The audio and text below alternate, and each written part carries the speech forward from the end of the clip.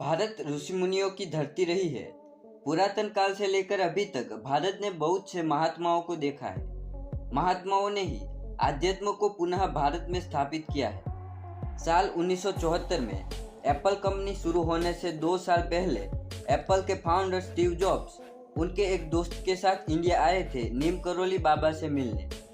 दरअसल Steve jobs काफी समय से इंडिया आना चाहते थे हिंदुइज्म और इंडियन स्पिरिचुअलिटी को सीखने के लिए, और यहाँ आने के बाद उन्हें एक ऐसे बाबा के बारे में पता चला जिनके पास अनोखी शक्तियाँ हैं, जैसे कि एक ही समय पर एक से अधिक जगहों पर मौजूद होना, या फिर एक उंगली से छूकर किसी को भी एक ट्रांसलेट भेज देना, जो स्वामी विवेकानंद के गुरु रामकृष्ण परमहंस ने स्वामी विवेकानंद के साथ किया था। जिसके बाद स्वामी विवेकानंद पूरी तरह से एक अलग इंसान बन चुके थे। और बाबा के बारे में ये सब कुछ जानने के बाद स्टीव जॉब्स भी डिसाइड करते हैं कि वो भी नीम करोली बाबा से मिलेंगे, क्योंकि वो वक्त स्टीव जॉब्स के लिए कुछ खास चल नहीं रहा था। इसीलिए 1974 में स्टीव जॉब्स अपने एक दोस्त के साथ बाबा के आश्रम में आए। लेकिन यहाँ आने के बाद उनको पता चलता है कि बाबा पिछले साल ही गुजर चुके हैं। लेकिन ये सुनने के बावजूद भी उन्होंने डिसाइड किया कि वो वहाँ पर कुछ वक्त के लिए रहेंगे।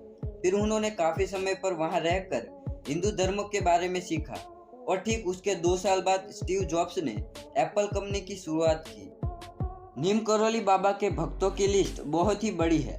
स्टीव जॉब्स, मार्क जुकरबर्ग जैसे बिजनेसमैन से लेके हॉलीवुड बॉलीवुड स्टार तक, और ये सब कुछ आपने दूसरे वीडियो में ऑलरेडी सुना ही होगा। इसीलिए इस वीडियो में नील करोली बाबा के बारे में कुछ ऐसी बातें बताऊंगा जो आपने शायद ही पहले कभी सुना होगा। जैसे कि क्यों उन्हें हनुमान जी का अवतार माना जाता था, कैसे एक बार एक ही वक्त में 2 शहरों में दिखाई दिए थे, और एक मंत्र जो अपने हर एक करीबी शिष्य को देते थे ताकि उनके जीवन में भी अच्छे वक्त की शुरुआत हो सके। नीम करोली बाबा अपने शुरुआती समय में कई साल हनुमान जी की तपस्या किया करते थे, जिसकी वजह से उन्हें हनुमान जी से कई सारी सिद्धियां प्राप्त हुई है। नीम करोली बाबा को उनके भक्तों ने एक ही वक्त में 2 जगहों में एक साथ दिखाई दिए थे। एक बार कानपुर में नए हनुमान मंदिर का कंस्ट्रक्शन कंप्लीट हो गया था, और उसके ऑफिशियल ओपनिंग सेरेमनी में बाबा जी को बुलाया गया था। लेकिन बाबा उस वक्त इलाहाबाद में थे, इसीलिए उन्होंने वहां जाने के लिए मना कर दिया। ओपनिंग सेरेमनी के दिन बाबा को अपनी तबीयत ठीक नहीं लगी और वो अपने कमरे में जाकर सो गए। सेरेमनी के बाद में उनके भक्त कानपुर से इलाहाबाद लौटे। तब उन्होंने कहा कि सेरेमनी बहुत अच्छी हुई और बाबा जी खास वहां पर आए थे, इसीलिए बाकी सबको भी बहुत अच्छा लगा। और ये बहुत चौंकाने वाली बात थी, क्योंकि ओपनिंग सेरेमनी के पूरे दिन तो बाबा कमरे में बंद थे, और अगर वो वहां से आने की कोशिश भी करे तो फिर भी उन्हें 10 घंटे आने और जाने में लग जाते। और उनके भक्तों ने ये भी कहा कि बाबा 7 बजे से लेकर 12 बजे तक वहीं पर थे, मतलब 5 घंटे वो उस सेरेमनी में थे। क्यों लोग उन्हें हनुमान जी का अवतार मानते थे? उन्होंने ऐसा क्या कर दिया था जिसके बाद से लोग उन्हें हनुमान जी का अवतार मानने लगे? दरअसल एक बार बाबा जी अपने आश्रम में बैठे थे, तभी उन्होंने एक शिष्य से रामायण का एक भाग पढ़ने को कहा। उनके कहने पर एक शिष्य ने रामायण से अशोक वाटिका का भाग पढ़ना शुरू ही किया था कि नीम करोली बाबा वो पूरा सीन ऐसे बताने लगे जैसे वो खुद त्रेता युग में अशोक वाटिका पर गए हो। उन्होंने सब कुछ अपने ही आंखों से देखा हो।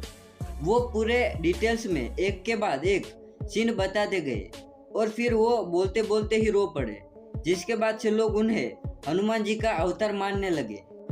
नीम करोली बाबा अपने शिष्य को हर बार राम का नाम जपने को कहते थे, और कहते थे कि उनसे उनकी जिंदगी में बदलाव आएगा।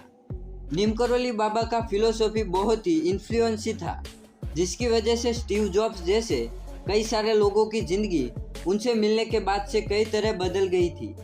बाबा के पूरे लाइफ टाइम में उन्होंने 2 मेन आश्रम बनाए, एक वृंदावन में और दूसरा कैंची धाम में। 11 सितंबर 1973 में डायबिटिक कोमा से लगभग रात के 1 बजे के करीब उनका देहांत हो गया। बाबा भले ही खुद को साधारण व्यक्ति बताते थे और भक्तों को खुद के पैर भी छूने नहीं देते, लेकिन भक्त उन्हें इस युग का दिव्य पुरुष मानते हैं।